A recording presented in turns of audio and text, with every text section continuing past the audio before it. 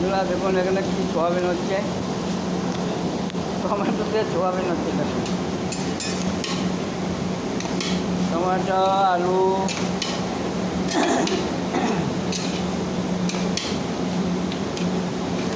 গোটা করে টমেটো।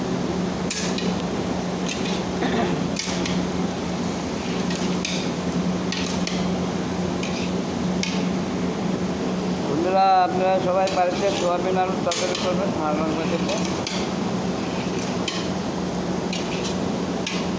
সোয়াবিনটাকে আগে সেদ্ধ করবেন, সেদ্ধ করে তারপরে সোয়াবিনের তরকারি করবেন আলু দিয়ে।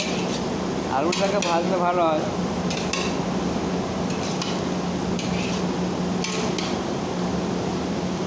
আপনারা লাইক শেয়ার কমেন্ট করবেন, সাবস্ক্রাইব করবেন সোয়াবিনের তরকারির জন্যে।